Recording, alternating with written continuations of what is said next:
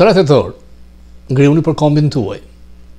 3 tetor 1949, ndronte jetë në një hotel New York në Manhattan, me tatë frashëri i madh. Sa herë që shkoj në Tiranë, disa çaste shkoj te varri i tij. E gjeta përsëri varrin e shkatruar, ashtu si e lash 2 vjet më parë. Kjo është e turpshme, sepse nuk respektohet një figurë e madhe, të cilit për mendimin tim ja morën eshtrat që të mos e kujtoj më askush. Në çdo 3 tetor, por dhe në ditëlindjen e tij, Plum Lamaj organizonte një grusht shqiptarësh për ta respektuar njeriu e madh. Këtu në Amerikë, presidenti Trump ka nisur një luftë ndaj karteleve dhe narkoshteteve. Është disi e habitshme që presidenti Trump po tregohet kaq agresiv kundër industrisë të narkotikëve të paligjshëm. Asnjë president tjetër amerikan nuk ka mbajtur këtë qëndrim. Ronald Reagani nxiti gruan e tij Nancy që të thoshte jo. Biden i thashtë thjesht po, por shkatroi kontrollin kufitar. Presidenti Bush plak pushtoi Panaman për 10 minuta për të arrestuar presidentin e saj, trafikantin Manuel Noriega. Ai topullumi përfundoi në burg. Kjo mund të ndodhë tiranit venezuelan Maduro, por mund ndodhë dhe me Ramën.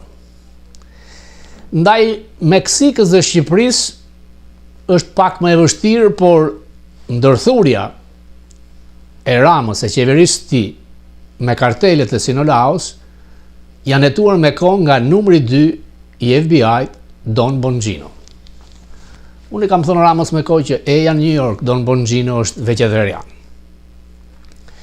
Ajo video që është hedhur në mediat sociale, që natyrisht nuk ka shkuar tek Doni i Madh, dhe mos prisni që Doni i Madh përgjigjet se nuk e ul veten merret me pleshta, ku Rama kërkon që të tallet ose të akuzoj presidentin Trump për një lapsus për paqen midis Armenisë dhe Azerbajxhanit. Rama si flet subkonscienca. Rama është vazhduesi i Partisë Hoxhës. Do të fliste me gjuhën e Xhelil Gjonit, birën e cilit e ka ambasador në NATO, me gjuhën e Len Kaçukës, të cilës i ka dhënë pasaport diplomatike se dhëndrin diplomat të lartë, me gjuhën e Rita Marcos, Xhafer Spaiut, Haxhilleshit, sepse në shpirt, në subconsciencë është anti-amerikan. Gruaja e tij e dytë, e cila ka marrë miliona dollar nga Soros Fico, në një aktivitet të organizatës saj anti-shqiptare dhe anti-amerikane, kishte një video ku Trump portretizoi si Hitler. Pra nuk është rastësi. Natyrisht që media e djathtë amerikane as nuk e përfill. As në Fox News, as në Wall Street, as në New York Post. Personalisht videon e ka ndërguar Bill O'Reilly të madh. Trump nuk e ul veten në këtë nivel, sepse ju i keni parë atë tutorin europian Trump's Macron, se si e lanë si, nuk mund t'i them legend se është presidenti i një vendi të madh, po e lanë si një askush rrugëve të New Yorkut, e ndaloi një policë ordiner. Medoni nuk ka numra, nuk toleron sidomos humorin e karagjozëve. I ashpër ka qenë me Kamel, me Colbert, të cilit ja hoqi shohun, nuk e duron dot Trump humorin dhe karagjozliqet. Ndaj, në qoftë se do të shkojë te Doni i Madh, pa diskutim që kundër grushtit do të jetë plurorës. Por Rama kërkon të përgatisë diçka tjetër. E di që këtu është vënë kryq. E di që akuzat janë monstruoze ndaj tij me lidhjen me drogën, me vjedhje dhe zgjedhje dhe Klyshi Soros, dhe kërkon të bëj Gjergj Dimitrovin e madh, Antonio Gramshin, Beqir Ballukun, Kadri Azbiun. Pra mua mund të më heq Amerika se unë kritikova presidentin e madh amerikan sepse unë jam një fuqi e madhe, jam lider botror. E ky zotëri, ky smuri i Europës Juglindore nuk thot asgjë kundra Putinit, kundra Vučić, e kundra diktatorëve të tjerë në botën e Evropë. Si guxon kjo krijesë të tallet e të bëj humor me presidentin e superfuqisë, me çdo drejt kërkon të prish marrëdhëniet me një vend aleat strategjik si Amerika. Asgjë nuk ndodh pas një arsye, po përgatit fundin e tij, të cilin e di, e nje. Ndaj nuk erdhi në OKB, se shkon në Kopenhagen, shkon kudo. Edhe këtu mund vinte. Sekretet e tij nuk i ka tigri në Zvicër, por më shumë fuga që është thuhet që është në Indonezi. Rama përfaqëson një parti anti-amerikane. Përfaqëson një parti që në thelb zemrën e kanë tek Traktati i Varshavës dhe tek Moska. Natyrisht që Trumpi është tolerant me krijesa që vegjetojnë. A thoni ju, nuk e ditë Trump që kjo krijesë, ky klysh i Soros pa të thënë që do jetë fundi i njerëzimit nëse fiton Trump? As nuk u mor fare me të. Mos prisni që Trump të shkruaj tek media sociale për të bërë të rëndësishëm dikoj që nuk është. Por Trump nuk fal. Trump nuk doron këtë lloj humorit tallës. Ruaju Trump ku nuk shkruan dhe nuk thot asgjë. Tek ceremonia e madhe që u bë për Charles Kirk, bashkëshortja e tij tha që unë e fal vrasësin e burrit tim. Menjëherë në skenë hypi Trump dhe tha, jo, unë nuk fal. Unë i urrej kundërshtarët armiqtë e mi. Dhe ka drejt, sepse urrejtja ndaj Trumpit ka qenë masive. Dhe sidomos Soros, të cilin shumë shpejt do ta kemi si të pandehur edhe pse 95 vjeçar, sepse i është dhënë urdhë departamentit drejtësisë. Pse po vonon? Sepse çdo gjë duhet jetë e përpikt që dosja të mos jetë si dosja e ish drejtorit të FBI. Ka dalë një problem. Prokurorja në detyrë, e cila ka firmosur akt padin, nuk ka të drejtë firmos, sepse nuk është aprovuar nga Senati. Dhe këtu çështja mund të bjerë. Por kjo nuk do të thotë që në bankët e akuzuarve të shkoj ish drejtori CIA-s, ish kreu i inteligjencës, prokuroria e përgjithshme e New Yorkut,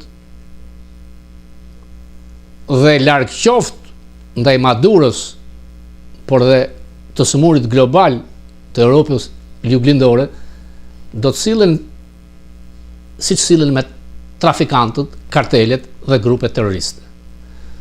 Kur Trump cilëson si grupet terroriste të majtët brenda Amerikës, kujtoni ju se ka në një pishmanllëk ose në një zemër të madhe për uokistët ultra të majtë Ballkanit? Absolutisht jo. Ka ngaluar 9 muaj dhe Trump kontrollon gjithçka. Askush nuk guxon të përballet me të, ndash në Senat, në Kongres, shumë prokuror edhe shumë gjyqtar. Amerika është në një kohë përmbyse, nuk është revolucioni Trump. Për mendimin tim është kundër revolucioni që po kryhet nga doni i madh. Për të përmbysur të majtën amerikane që po shkatron të traditën familjet këtë vend të madh. Natyrisht që Shqipëria është pjesë e ndikimit amerikan. Nuk e largon dot nga kjo sferë papet klyshi i Soros dhe i Macronit, i cili duhet kuptoj vendin që i takon. një kryeplak i një fshati të vogël. Nuk merret doni i madh me krijesa të ulta të vogla. Dhe personalisht do t'i kërkonim edhe departamentit amerikan, të lutem, mos dëmtoni lidhjen me Shqipërinë për fajin e një Karagjozi që mbetet klyshësorës.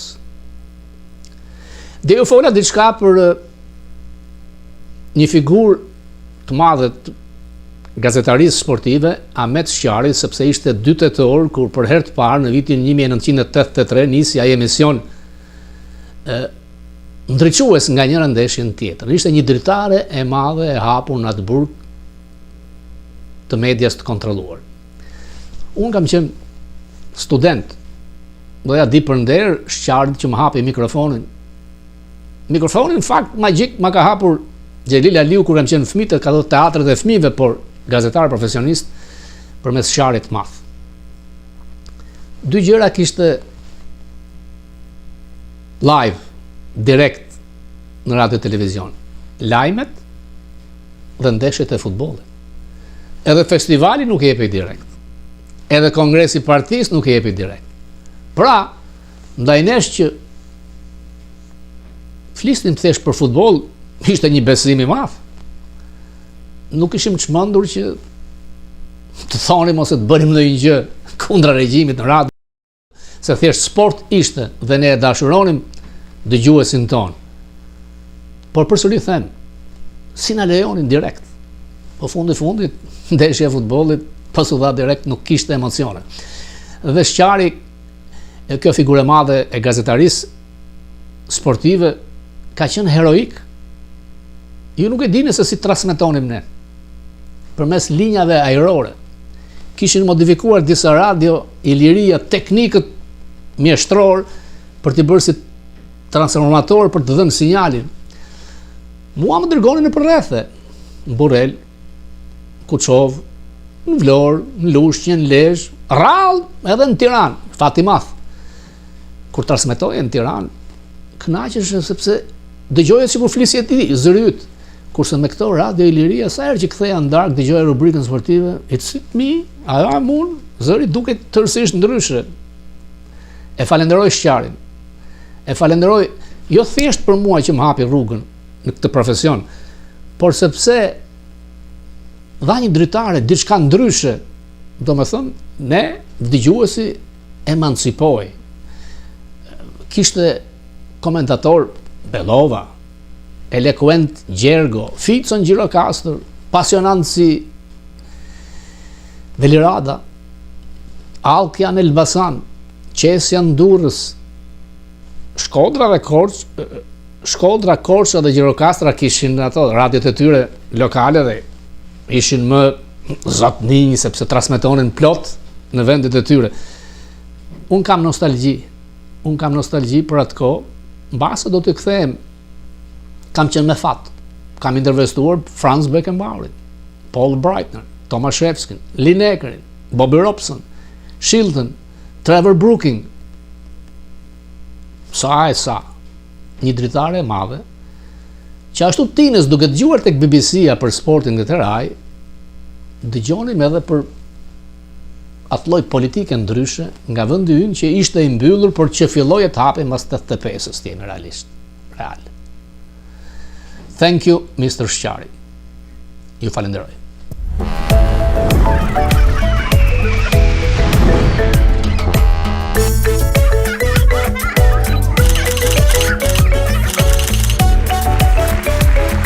U do votojnë të gjithë amendamentet e ligjit Beautiful Big Bill, siç thot presidenti Trump, por masko e quante Ugly Bill, që është 947 faqe. Ka rrezikuar që të mos kalonte në Senat.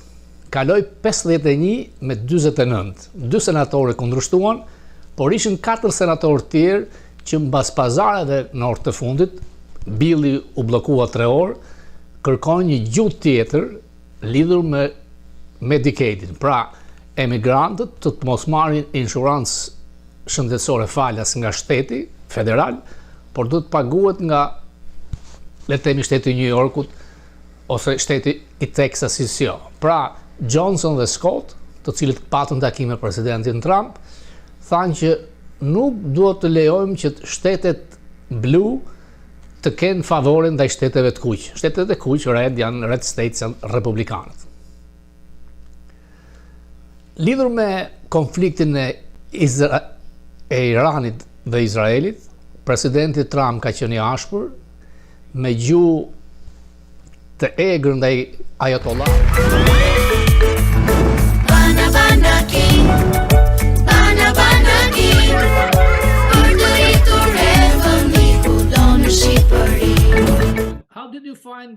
Rusët po paguanin për bashkën. Ka qenë shkrimi juaj në mosgaboj në vitin 2018? Yeah. Nicholas Musin ishte lobist këtu në Washington, plotësoi një dokument si agent i huaj. He was a lobbyist here in Washington.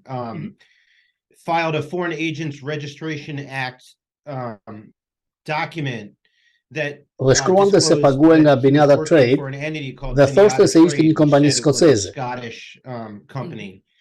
He was already working, he had already Ai po punonte veç kësaj për Partinë Demokratike Shqiptare.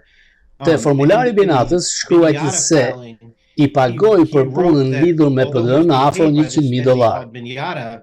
The work that he was doing was on behalf of the Democratic Party of Albania. And he was paid, I Ne think, pante Binjata Trade dhe gjetëm lidhjet ruse. By that entity. So we looked into that entity, Binjata Trade, and sort of found out that it had all these Russian connections. Dikush që e paguante për këtë, kishte paguar nga parat nga Rusia. Organizata juaj është jo për përfitime. Na shpjegon dot si funksionon, a paguani për reklama? Nuk jeni në korporatat, në urdhët e tyre. Yeah, we are. Mother Jones është pjesë e Fondacionit Progresi Kombëtar. It's part of a non-profit called the Foundation for National Progress. Reklamuesit paguajnë dhe njerëzit paguajnë për abonim.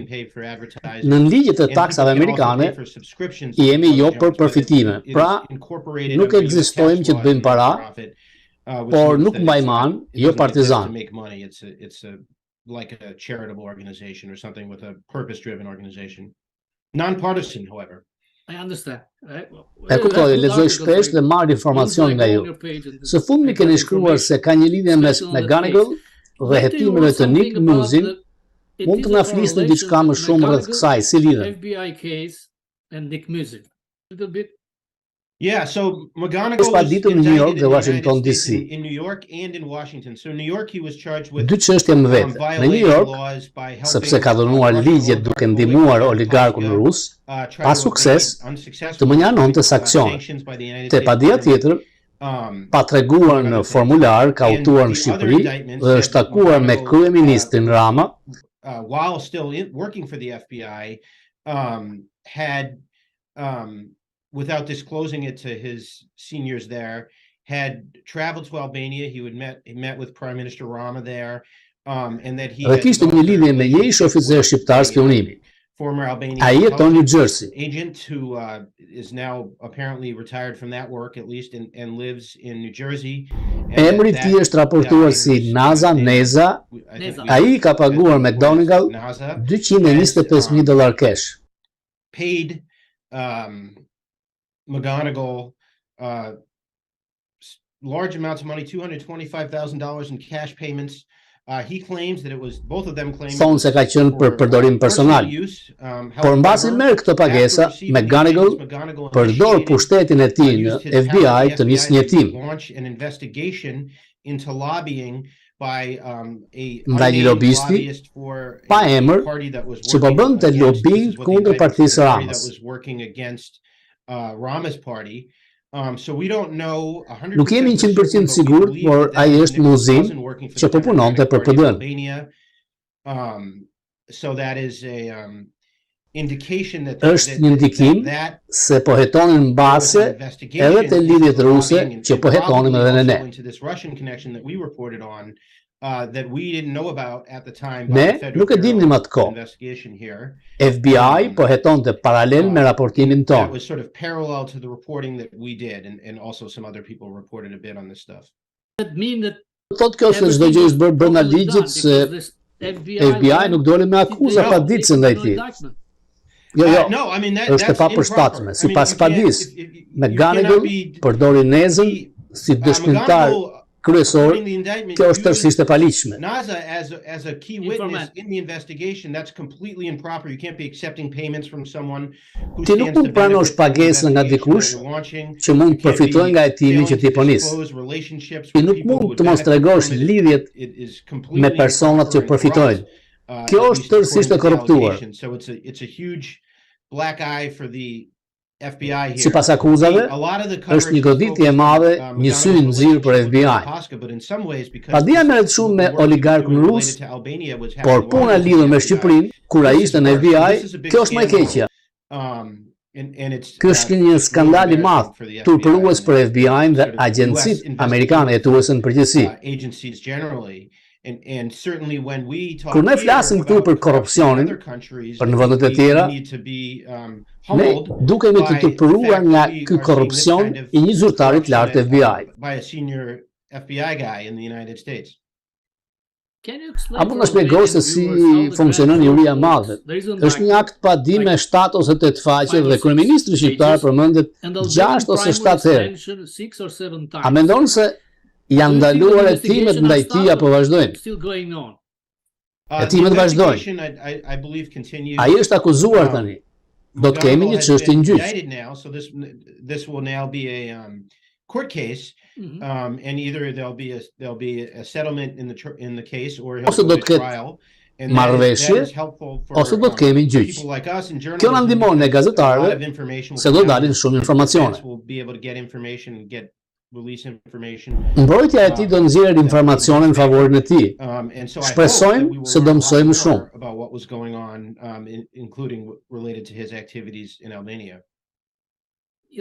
Thuhet personi A, personi B dhe kryeministri shqiptar. A kanë qenë në hetim të tre? A-ja dhe B-ja nuk janë nevojshmërisht objekt i hetimeve, por mund të ngrihen më vonë akt padi dhe akuza ndaj tyre. But they are involved in they are witnesses Janë dëshmitar dhe pjesë e hetimeve. Hetimi përfshin Ramën se akt padia përmend takimet që McGonigal ka pasur me atë dhe ndërhyrjet që ai ka bërë në favor të Ramës. Nuk e dim se sa e thellë ka qenë vëzhgimi i FBI-t ndaj Ramës.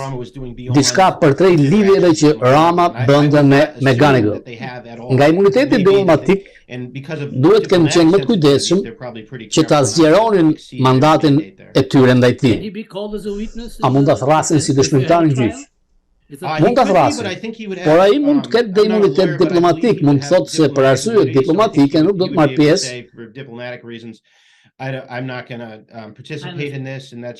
Dhe gjyqtari mund ta përjashtojë si dëshmitar.